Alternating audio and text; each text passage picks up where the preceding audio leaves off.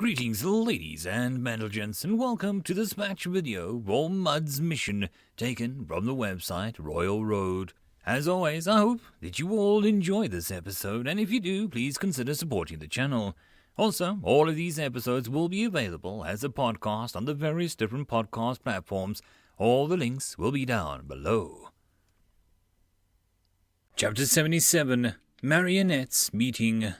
Standing in the doorway was an elderly Sithla, wearing his standard orange robe and a conical hat, a grumpy look on his ancient face. Not waiting for a reply, he shuffled into the room and sat heavily into a recliner. Although it had been some time since anyone present had seen the recluse, he appeared to be aging rather poorly. His skin was unhealthily pale, and his deep wrinkles made it hard to make out the facial features. His wild beard and scraggy hair made discernment even more difficult. "Well," he croaked, voice as a way of speaking was familiar to all present, however. To Sithla, anything that distracted from his research was unwanted irritation, and he was more than happy to tell you so. "Long time no see, Sithla." Magnus nodded and smiled at his fellow great. Sithla turned his eyes towards Magnus, but replied only with a grunt. Guy Fellow finally broke the silence. "There was an incident in the dungeon today. Some of the soldiers died." "And why should I care about some soldiers dying? They knew the dangers when they signed up to do their job. Besides, that hole in the ground is Mr. Ghoul's responsibility, isn't it?" Sithla pointed an accusatory finger towards the imposing black-armored man sitting on the nearby sofa. Fellow quickly cut off Ghoul's retort, not wanting the conversation to devolve too quickly into a shouting match. "This is a matter that concerns you, Great Enchanter, because we found a curious artifact in the lowest floor of the dungeon, one covered in advanced enchantments. You wouldn't happen to know anything about that, would you?" Sithla seemed taken back by the question, and hesitated for a moment, staring off into space. After a moment of blank-faced silence, he took one more calculating look. "So you want me to examine it and help you figure out who might have placed it there? If you brought it with you, I could—" "Bullcrap!" Ghoul stood up and took a step towards Sithla, but he was stopped by the dainty hand of the guard captain sitting beside him. Swallowing down his anger, the leader sat back down, speaking with a subdued anger. "The thing is incredibly advanced. We know it was you who put it down there for one of your weird experiments." "Oh!" Sithla crossed his arms and steepled his fingers. "So any device you don't immediately understand must have been made by me. Surely you understand how absurd that sounds. I'm already busy enough making swords and such for you lot. When's the last time the records even show me entering the dungeon?" Ghoul didn't back down, but seemed less sure. "Getting past the guards without being noticed would be easy for you." Sithla let out a sigh and rolled his eyes. "Look, just let me see the damn thing. Maybe I can figure out what you're going on here." Fallow turned towards the guard captain and nodded, with an unsure glance towards the fuming leader beside her. Algar pulled the inscribed dodecahedron from the bag on her side. Accepting the artifact in both hands, Sithla began to examine it in earnest, running a wizened finger across the countless tiny runes. "What does it say, old man?" Magnus asked casually, taking a sip from his flask that he'd pulled from somewhere below his own orange robe. At the question, Sithla's face again went blank. For a long moment there was no reply.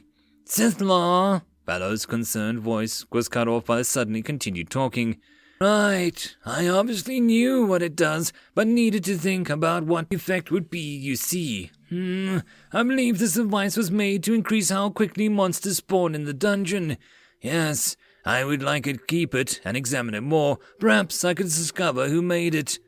"More like you don't want us to find out that you made it." Leader Ghoul turned towards Mayor Fallow, agitation clear in his voice. "Guy, we can't leave this thing with him. It's in our only evidence of his involvement." "Ghoul," Fallow spoke slowly, looking down at his hands. "Even if it was true that Sithla made this, and we could prove as such, what do you think the king would do?" Fallow lifted his gaze, looking directly into Ghoul's eyes.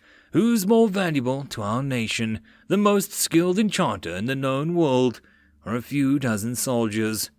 Thargi clenched his fist in rage of unfairness, but shifted his gaze down to Algar. She was the only one that had actually trained and lived with those dead guardsmen. A look of despair was on her face. The reason for her lack of anger all this time, she had known from the beginning that there would be no justice for her men. She had resigned herself to the fact. "For the record," Sithla added lightly, "I maintain that this is not my doing. As you yourself just explained, there is no purpose for me to deceive you. I will look further into this device and try to discover the enemies who might be behind this." "And try to discover the enemies that might be behind this."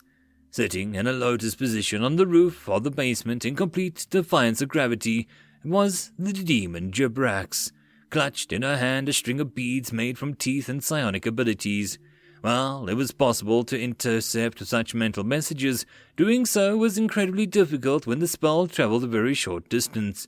The distance between where she held the beads against the roof and the foot of bark where he sat on the floor above made the messages effectively impossible to detect. It was a lucky break that none of the elites had come with experts in detection of information. The two meatheads and the politician had no hope of uncovering the demon's ruse. Magnus was the only risk. But it seemed as though he was convinced, either since entering the building he had refrained from using magic, likely as a show of respect. If an association clerk with the prince's bodyguards had come along, her careful preparation of a decoy would have been useless. Perhaps the greatest contributor to the success of the plan was Sithla's reputation. He was already known as an antisocial kook. He was even known to act strangely for the sole purpose of upsetting and unnerving people. As a result, even the occasional hiccups in Bark's programming could be overlooked. Far below, on the old cold stone floor of the basement, lay the preserved corpse of Sithla. Stripped naked, his enchanted robes were needed to complete the illusion. Even if Magus didn't notice the replacement, he would definitely grow suspicious if he saw fake great robes. At times, Jibrax wondered if perhaps she had unhealthy love for overly complex deceptions. Many of her fellow demons had expressed such concerns to her in the past, while others of her kind preferred to destroy, burn, and kill with their own claws. Jibrax was always preferred to drive the Archon's cattle to destroy themselves. On multiple occasions in the past, she had been banished as a direct result of overcomplicating a matter that had a simple solution. Still, there were also times when her overcomplicated plans had come to fruition and the delicious results. And what a wonderful chance had appeared before her now! Her efforts would not be in vain this time. Not only were the assembled elites tricked by her doppelganger, but she now had the chance to point the wrathful leader towards whoever she claimed to be the crafter of this artifact. This could even lead to war if she played it right. Unfortunately, although the sounds of the conversation could just barely reach her through the floors, she could not actually see the artifact from her position in the basement. Considering how well the current deception was going, Jibrax decided to push it a bit further, the resolve of a few more problems which had appeared lately. "By the way, I understand that priest tried to destroy the golem I made for my niece." With a sudden change of topic, Sithla casually placed a dodecahedron on the table in front of him. "It's rather irresponsible of you just to let a construct loose in the city, Sithla." Magnus laughed, clearly not actually concerned about the irresponsible action. "What next? Are you going to start summoning demons? Maybe the Taiguk engine in the basement?" "Oh, I would never do something that dangerous and irresponsible." The Sithla waved a dismissive hand, earning a fresh round of laughter from the great magician. Turning towards Fellow, Sithla delivered even more stress-induced overworked man. "About that ego sword you told me to make. You gave it to the stupid golem, right? I'm constantly amazed at your irresponsibilities, Sithla." Ghoul spoke venomously. "Why do we still bother to ask you to even do simple tasks is beyond me." Sithla simply shrugged in reply. "Because no one else can do it. Look, just fix it so that my golem wins the contest and it's not a problem, right?" "Like hell!" Ghoul, again held back by Ligar. "You were already planning on fixing it, right? So don't act all morally superior now." Sithla's mouth twisted in what might be a grin. "I think we should go. We've done what we came for." At that, Mayor Fellow stood from his seat, followed shortly by the others. "Before we go, Sithla, if you don't have a sword ready to present to the prince when we finish the tournament, whenever that is, you're going to leave the king after you. You already have the church on you for making a construct. They're willing to look the other way for an ego weapon since it lacks autonomy. But a golem, I have no idea what you were thinking. Even you can't just get away with anything. I hope you appreciate how much of this headache your arbitrary choices are going to make for all of us." At that, the group left the mansion, Ghoul slamming the door much harder than necessary. End of chapter. Chapter 88. Mystery Man and Motors. Corrupt beyond salvation, that is the state of the modern church, that we should feed the suffering of magical beasts to save ourselves from torment. What a joke! So corrupt is their mentality that is in the same breath they praise the bringer of their very suffering as their saviour. Yaldabaoth is the root cause of all suffering, and the venerable Gnostics know this to be true. So, by what logic do they worship him? There is no logic in the minds of those indoctrinated by the disgusting cult. A venerable Gnostic lies as easily as he breathes, so deeply seated is their contradictory vision that they themselves don't see the problem as they speak in contradictions. Just look at the Church's treatment of constructs. Golems were swiftly banned as a perversion of the natural order, yet magical devices with souls, so-called ego items, are widely used. Even the Church's own enforcers use the same things. What is that, if not hypocrisy? What is that, if not corruption? My friends, it's through rational thought alone that the truth might be uncovered. The decadence of the deceitfulness of the Church of the venerable Gnostics is a cautionary tale of how even the most pure intentions can be twisted through manipulative propaganda. If you ever take issue with my line of reasoning, I encourage you to speak up. Dogma and platitudes have no place here. Unlike the Church, I am fully willing to hear opposing viewpoints. To any whose vision has not been twisted by the lies of the Church, the cosmological truth is clear. Even a child can see it. Yaldabaoth is the enemy of all life, be it human or beast. We must all band together and stand a chance against the Archon's manipulations, and the first step to overcoming Yaldabaoth is dismantling the monument to ignorance. The Church of the venerable Gnostics must be destroyed. Excerpt from Against the Gods, a collection of essays banned by the Church for the venerable Gnostics. Slowly, Mud's mind sputtered to start.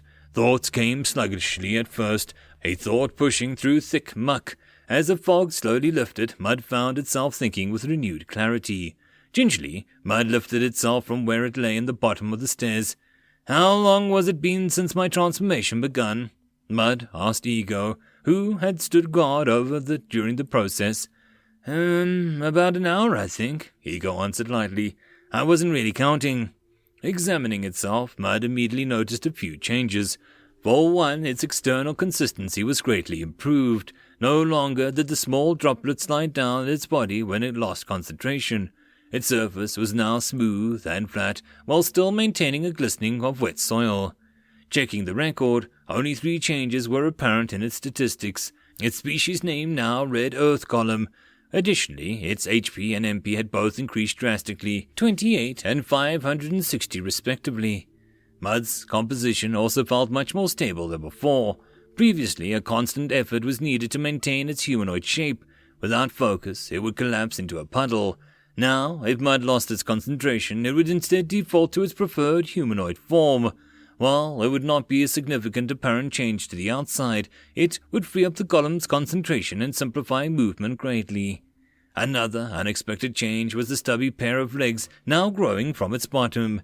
Forming functioning legs had no longer been a sub-goal of the golem, but the concentration required outweighed the benefits. Now, having legs is simply by default state of its body.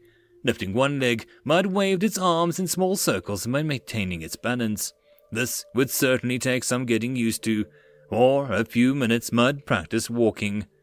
Quickly gaining confidence in the task, Mud activated Skate and began sliding around the room on his feet.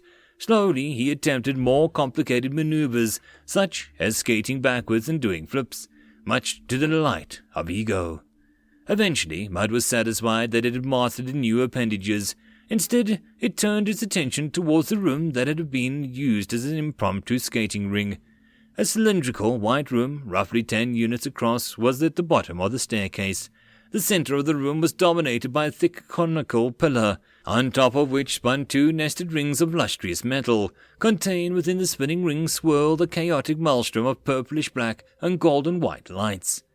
2 hoses ran to the nearby tanks into the pillar, apparently the source of the 2 swirling materials. Best match, Tegel Drive. Artifact Tegel Drive, a highly volatile power source which generates an energy of merging angelic and demon essences due to extreme danger posed by containment failure. This device is banned in all known sapient civilizations. Along with the wall sat various tools, diagrams, books, and arcane devices. As typical of the master's work habit, the entire room was disordered and filthy. Along the wall, 3 doors were inserted into the smooth white walls. Picking one at random, Mud proceeded through the leftmost door. Within, Mud found 4 massive metal devices. Best match, motor. Indentations along the floor implied that the motors connected to the Tegel drive. What they might operate was unclear, however. The crankshafts disappeared into the wall. Based on the position, Mud calculated that they were located under the north edge of the mansion, below the kitchen. Entering the door on the opposite side of the white room, Mud found a similar chamber. 4 more motors against the wall, this time positioned under the southern edge of the mansion. Entering the 3rd door, Mud found a much different sort of chamber entirely. Instead of a motor room, a prison. Thick iron bars traveled from the chamber to roof to floor. Within the cell sat a man, currently in the process of strangling a large red bird. The man was large by human standards, and half again tall was the average human Mud had seen, even taller than Thuggy Ghoul. His skin appeared to be made out of bronze. At the end of the straight legs were hooves of a calf. 4 massive white wings grew from his back, covering his body like a cloak. On his head he wore 4 faces. To the front, the face of a human. To the left and right, an ox and a lion. Growing from the back of his head, braked his face of an eagle. Gripped in his human-like hands was a neck of a large, vibrantly red bird. Although it struggled weakly, it showed no signs of distress. Even with the light left its eyes and the finally went limp, it merely put a token resistance. Finally, done with the task, the creature dropped the bird, which was now quickly consumed by a burst of lingering fire. Turning towards Mud, the man spoke. Words came from all 4 mouths at once, and although they carried the tones of a bird cry and the beast's mewing, and in meaning were still clear. "Hello there, unnatural thing. I am known as Uriel. What is your name?" The last word was unrecognizable to Mud, even with the aid of the Akashic records. Although Mud could not fully perceive the word, it still understood the speaker's intention, perhaps some special skill of Uriel. For now, Mud decided to speak truthfully, in case the being and method of detecting lies. For now, the golem felt no malice towards Uriel. "I am Mud Golem. Why are you here?" The laughter of children, as though the great distance escaped the mouths of Uriel. "Why am I here? Because I haven't left yet." Behind him the fire faded, revealing a red bird. Slowly, the red bird lifted itself to its feet and took a few unsteady steps. In a smooth motion, Uriel leaned over and tightly grabbed the neck of the red bird and began squeezing, a serene look in his face. As before, the red bird struggled slightly, but with no great effort. "For what purpose is the Master Sithlar keeping you here?" "His goals are not important to me. He has provided me all I require, so I remain. However, I believe he is in need of something from me, for that nasty thing in the next room." Slowly, the red bird stopped moving. As before, Uriel dropped it to the floor, where it was consumed by a burst of fire. "Do you know the purpose of the Tegel drive or motors?" "I do not," Uriel answered simply. Mud considered the strange creature before it. He had no malice towards Mud, and seemed content to remain in its cell. It was unclear if Sithlar's property or merely a guest. It was better to assume that he was property. To avoid any potential mistakes as such, it was best that he just simply remain in his cell, performing his repetitive task. Deciding not to concern himself with the problem so long as he stayed put, Mud left the room. He closed the door and the fire faded and the red bird stood again. Mud proceeded back to the stairs and out to the hidden door. Leaving was simpler than entering, requiring only a flip of a switch.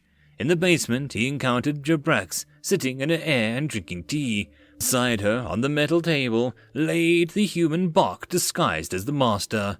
"Oh, Mud, you're done with your change, Jabrax took a slow sip of her tea before continuing. Some stuff happened while you were out. Allow me to explain. End of chapter. Chapter 79, Mana Magnet. After hearing the recent events from Jibrax, Mud examined the dodecahedral artifact. Although Mud knew very little of runecraft, the library of Sithlar provided ample reference materials. After retrieving a relevant book, however, the golem quickly ran into a problem. Runes densely pack every surface of the object in script so small as to be barely legible. Decoding this device would be significantly time-consuming, even if it spent the entire night unraveling the device's purpose. There was still a risk that it would learn nothing of significance. Still, this strange artifact roused Mud's curiosity.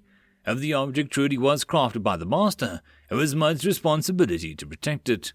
If it turned out that it was a bomb or something that required regular maintenance, then it was important to find out quickly. The same was also true with the mysterious machinery found in the sub-basement. Weighing the two threats against each other, Mud decided to focus on the comparatively easier-to-solve mystery of the dodecahedron. Thanks to the golem's precise memory and disciplined mind, memorizing the runes was a simple task. In the case of Tago Drive, the Mud didn't even know where to begin. When asked, Jibrax just claimed that the drive was some sort of power source, and she didn't know how it worked. She also expressed ignorance in regards to the motors. With that logic, Mud spent the late afternoon and well into the next morning exploring the inscribed polyhedron. Along the way, Mud attained a new skill from the Akashic records, Rune Mastery. In addition to the reference material, Mud quickly gained an understanding of how to read the language. Unfortunately, there were times when the information provided by the Akashic conflicted with what was found in the Master's physical texts. Although instances of conflict were infrequent, the ambiguity was amplified by the sheer volume of inscriptions. In the end, Mud could only decipher the most general functions of the device. The purpose appeared to draw in ambient soul emanations from a large area and pull them towards the artifact itself. Based on what Mud could understand, the area was large enough to cover all of Galtheus in its radius when the artifact was placed within the dungeon. Even now, a large amount of pure mana was being siphoned towards the dodecahedron's current location in Sithlar's mansion, nearly a third of Galtheus being still in its radius. Mud walked towards the contracted demon, losing balance only occasionally. Jibrax! What effect would it have if large amounts of pure mana were concentrated in a single location? Pure mana? You mean uncorrupted by ideals? Jibrax sat up from her position lying in the air. She spread her moth-like wings wide while stretching her arms above her head. Well, it would deteriorate the hold that the false world has in the area. Hopping down from the unseen chair, the demon strutted over to Mud and leaned over the artifact in the golem's hands. It would take rather a lot of pure mana to wipe away the demiurge's will. Did this thing create mana somehow? If my interpretation is correct, this artifact functions by drawing in mana from within the set radius. I estimate the radius is large enough to cover all of Galtheus when placed within the dungeon. Mud confirmed her suspicion. Jibrax stood up and rubbed her chin in thought. Most civilians don't use their soul's emanations. Understanding an ideal is too difficult for most sapiens, stupid as they are. As a result, there's often a lot of it uselessly hanging around where they settle. The demon lifted up one hand to begin swirling a subtle distortion, as if the area within her hand was testing the light passing through it. Free mana is slowly tainted into the demiurge's ideal of the world if it left alone. Even so, even in large cities, it's not a concern. But if you were to concentrate enough to one point before it has time to turn... The twisted space within Jibrax's hand shrunk, tightly compacting. As it reduced in size, the distortions grew more pronounced. As it reached the size of a coin, the twisted light no longer showed visions possible in this world. Straight lines that intersected themselves with impossible angles. It reminded Mud of a spell that had been cast by the demi-sheep priest Ovus to trap a wolf. As the distortion shrunk further, the sudden crack resounded throughout the room and a jagged edge pinhole in pure blackness replaced the distortion. From beyond the blackness, Mud felt as though it could almost see something indescribable in the depths of nothingness, the edges of truth. It lasted only a second. The air around the pinhole of blackness grew into it like a healing wound. Before long, nothing remained but the air. No sign of the incident remained, save for their memories. What was that? I compressed the pure mana to a point. Jabrak sat down in the air heavily. I used a lot of my pool. The Akashic might say a few hundred perhaps. Still, it is nothing compared to what can be done with an entire city. Sadly, Mel felt rather concerned that the device now held in its hands, but a similar event soon consumed the entire mansion. There was one other detail that kept Mud from being too concerned, however. Why didn't this device cause the distortion within the dungeons?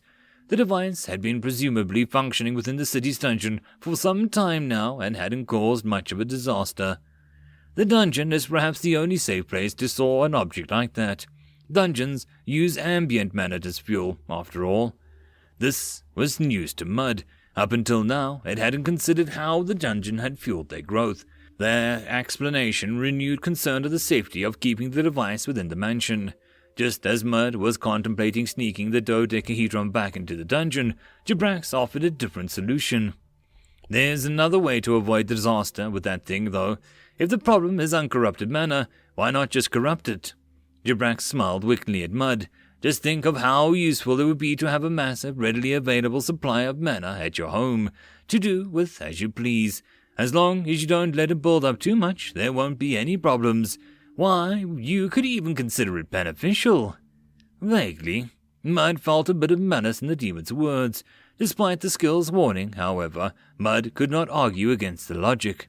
Despite its danger, this device could be a powerful tool or weapon if utilized properly. Despite the golem's misgivings, Mud asked the fateful question. How do I corrupt the mana of this artifact pulls in? The demon's face split wide, jagged, toothy smile. Cobb waited patiently outside his favorite coffee shop in the early morning light. Unfortunately, there would be no cute rabbit-eared waiter today. In fact, the entire city was deserted. All the civilians had already made for their designated shelters on the edge of the town. Being a regular customer for several years, the shop owner had thoughtfully left a pot of coffee and some scones outside on the table for him to enjoy. A very thoughtful gesture, thought Cobb. He slowly chewed his delicious pastry. The person, or rather the thing, had been waiting for finally arrived. His new boss, Mud. Hopefully it would prove to be less of an idiot than his former boss, Bark. Thinking about the irony of the fact that he was probably now working for the very individual responsible for his former boss's disappearance, Cobb let out a light chuckle. "Hello there, Muddy," Cobb said slightly as the golem walked up took a seat at the table. "Did you get taller since the last time I saw you?" "Yes, I did," Mud responded flatly, as usual. Cobb was beginning to suspect the construct had no emotions. While Cobb was not stupid, he was also not well educated. Details about existence as rare as a golem were not well known to him. His understanding was solely based on the barely remembered rumors and deductive reasoning. There was one other deduction that was making him concerned, however. "The other day in the dungeon, look, I'm on your side, so don't take this as a threat or anything, but I think I can guess what the rich kid was trying to do." Getting no reply, Cobb soldiered on. "It's something like, you can't refuse an order, right?" And a comfortable silence followed. Eventually Mud answered, "Why do you want to know?" An evasive answer, but not an outright denial. And based on the assassination in the dungeon, it was clear that Mud considered this knowledge to be significant liability. Cobb was inclined to agree. Needing to follow orders from random people could be a big problem, and one that Cobb would like to resolve as possible. The idea of trying to control Mud himself was quickly discarded. Cobb had no delusions about surviving if Jerax wanted him dead, even if he had control over Mud. "Why don't I just order you to have not to listen to orders then? Problem solved." "That will not work," Mud quickly rejected. "If the problem is that orders from me wouldn't work, then we could find somebody suitable to force them." Cobb leaned forward and pressed on. "That is not the problem. My orders are to follow would override any order that not to follow orders." Cobb sat back in his seat. That was certainly a setback, but the task did not seem insurmountable with a little creativity. "What if I ordered you to only follow orders that you want to?" Mud hesitated for a moment, but eventually rejected that plan. "That would also not work. It is technically possible, but it opposes my interpretation of the master's intent." Cobb continued to eat his scones and drink coffee for a time in silence. Eventually he had another idea. What if I order you to ask my permission first before following an order from another person if you don't like that order? Mud sat in silence for a moment. That would work. Such an order would improve my ability to accomplish my existence derivatives by limiting the possibility of disruptive orders. Give me an order immediately. Sure, Cobb smiled smugly, the joy of solving a major problem with an elegant solution filling him. Cobb raised a finger to the air and spoke theatrically. I order you to ask my permission before following any order that you don't want to follow, and if you refuse permission, then you don't need to follow that order. Reaching back down to his cup of coffee, Cobb took a long sip. For a moment he wondered if he'd done the right thing. The church seemed to be really worried about how dangerous constructs were. Was it a really good idea to effectively remove one of the few restraints on this one? Placing down the empty cup, Cobb made a wide smile. After considering that little pile of dirt sitting opposite him might someday destroy the world because of a casual conversation, all he could think was, that would be pretty funny. End of chapter. Chapter 80. Minion Matters. Novus was filled with excited energy as she left from her bed in a small rented room. Today she would be working with Mud again. Ever since he had reassured her in the dungeon, she had been feeling strange new emotions for the golem. She pushed down the fluttering emotions in her stomach for a moment. It wouldn't do to be so slovenly. Just as her master had taught her, she neatly made her bed, after carefully checking her condition of her equipment, which she had thoroughly cleaned the night before. She carefully donned them, respected her equipment as respect for yourself. The girl took one more look around her cramped apartment. In places, the aged and unpainted wood splintered, and the furniture was a design greatly outdated. But it was clean and well organized. It was a place that she could be proud of. Heading out into the hostel's common area, she made sure to lock the door behind her.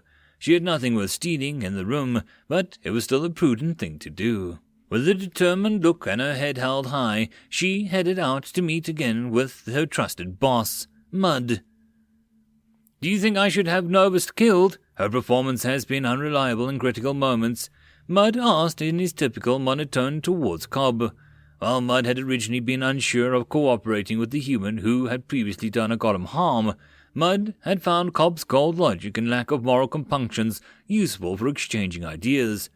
No, she's just like that because she's inexperienced. She seems to be loyal to you, and we have dirt on her now if she tries to split. After a moment, Cobb continued, if she tries to leave the group, obviously you should kill her. She's the type to give a formal resignation before disappearing. I understand your point, but if she continues being an unpredictable element, she may need to be eliminated. At that time, the subject of the conversation arrived, marching with a perfect posture down the long road towards them. Was Novus. Spotting the two sitting at the coffee shop, Novus broke into a light jog. Hey guys, I hope I didn't keep you waiting. Looking over towards Mud, her eyebrows rose with surprise. Mud, did you get bigger? Yes, Mud answered simply. Why did you get bigger? The girl shifted slightly uncomfortably. My species has ascended. I am now an earth golem. Additionally, I've begun integrating earth into my body with a rare skill. Oh, so you'll get even bigger in the future. While Cobb already knew about the species change, his interest was piqued by the last part. So how big can you get? What are the limits here? A flat look covered Novus's face. Oh, so you're the one of those people, huh? What's that supposed to mean? What sort of people? A combination of confusion and offense crossed the scarred man's face. Obsessed with theorizing about levels and skills, people who are more worried about how strong somebody will be in 10 years than how strong they are now. Distaste was clear on the woman's face. I am willing to disclose the details of my own growth ability. It may be relevant in future tactical choices. To Mutt's proclamation, Cobb looked smugly and annoyed Novus. My absorption rate is limited by the suitability of the input material. Currently, I only have easy access to common dirt, which is a slow process. I must acquire powdered flesh column to increase my mass rapidly. Cobb sat back and crossed his arms. Yeah, no way in the abyss we're getting our hands on any of that anytime soon. Novus looked around the outdoor seating area of the coffee shop, empty save for the own table. Where's Jabrax the Red? Isn't she joining us? She has other tasks to complete today on her own. At that, Mud dropped down on his chair and began walking towards the direction of the dungeon. We will now report to the Devils Association and begin today's tasks. The human break is complete. Cobb quickly stood up while stuffing the remaining half a scone into his mouth and washing it down with half a cup of coffee. Novus was already walking a half pace behind and the left of Mud. Looking down at the golem, the swordsman couldn't help but commenting on the bobbing head. Mud, you're actually bobbing and swaying while you walk. It's weird how, normal it looks. Mud didn't reply. Looking up at the sign, Jibrax let out a sigh. Ingots, blacksmith, real dwarven craftsman. Pushing open the door, a light chime rang out. Coming! Just a moment. Aye. A boisterous voice echoed out from the back of the shop. A moment later, a short demi-human with metal artificial arm entered the room. Hello there, miss. How can Ingot help? The blacksmith's introduction was cut short as he spotted a mass of metal held in Jibrax's hands. A jumble of chains, blades, and a large sphere of metal. Half the chains appeared to have been cut clean through, leaving them separate from the rest of the device. Additionally, the large gash was visible on the top of the metal sphere. Running around the counter, Ingot grabbed the heap of metal from the woman's hands. The customer, completely forgotten in his distress. How could this happen? I only made this a few days ago, and with top-quality materials, too. Although Jibrax was a general distaste of all of Archon's creations, she could still appreciate a skilled artisan. While dwarves were still the enemies of demonkind, a bit of respect was due to those that create great works. It's not your fault, Mr. Smith. The opponent was simply beyond what the weapon was designed to take. A look of horror crossed the dwarf's face. That lad, Mud, did he, No, he's fine. It was in the tournament. The dwarf let out a sigh of relief at the news. He wants you to repair this weapon. It has been very useful, but the broken chains have a limited functionality. At this, the dwarf nodded slightly. It was a shame, but if the enemy was simply too strong for the materials, then it couldn't be helped. Still, he would make sure to increase the durability further when he recast it. Also, Ingot looked up from the examination on the damaged chain to the girl spoke. Might have some additional changes he would like to make. From the pouch on her side, she produced a thick bundle of papers, which she passed to the smith. Ingot flipped through the pages, having already worked with Mud's blueprints. It was much easier to decode their meaning this time around. What he saw varied from standard to slightly confusing to concerning. Amongst the most simple was the addition of 2 extremely long chains for increased range. The confusion was the addition of large numbers of extremely thin cord. Concerning was the several pages of amateurish rune script to be inscribed on the weapon. These runes, to be honest, they're just bad. They read like someone who had no practical experience in enchanting that read about it in a book. It's more like to kill the user than the enemy. Jibrax waved a hand dismissively and headed for the door. He says he trusts your judgment. Do whatever you think is best. I'm sure it'll work out. Just get it done by tomorrow morning. I'm willing to give you a good deal for my friend Mud, but this is going to be expensive. With a vague affirmation, Jibrax left the shop. Ingot scoffed. Even if Mud was a friend, if he couldn't pay the bill, he would then see how well mountain people could hold a grudge. Still, he could trust Mud, for all the golem had done for him. Besides, these new blueprints offered many interesting ideas for the Chain Spider project. After arriving at the Devils Association, the group was signed in with various tasks around the city. Cobb and Novus were assigned to sweep the streets for any civilians who had not yet moved to their assigned shelters. The association had somehow found out that Mud had a spell for repairing structures, and the golem spent nearly the entire day repairing damage to the previous day's overflow. During this time, Mud practiced the concept that it had learned during the previous day with Jibrax. Stretching its will outward, it attempted to impart the ideal of home onto the ambient pure manner in the air. Unfortunately, the task was easier said than done. Time and time again, Mud was forced to simply use its own mana pool to complete the task. The problem was magnified by the fact that ambient mana was naturally less near the dungeon, or so Jibrax had claimed. Still, with a consistent effort throughout the day, Mud finally managed to cast a weak spell using only external mana. External mana manipulation skill obtained at level 1. The spell was weak and barely repaired any tiny crack in the building the mud was repairing. Still, there was a start. For the remainder of the day, Mud diligently practiced the new skill. End of chapter. And that, my friends, concludes this video. I hope that you enjoyed. If you did, please consider supporting the author from the link down below. Otherwise, if you wish to support this channel, there are numerous ways to do so, like liking, subscribing, and possibly even becoming a patron. Otherwise, the easiest way would be to share. And until the next video, I hope that you all have a good one, and I'll see you then. Cheers.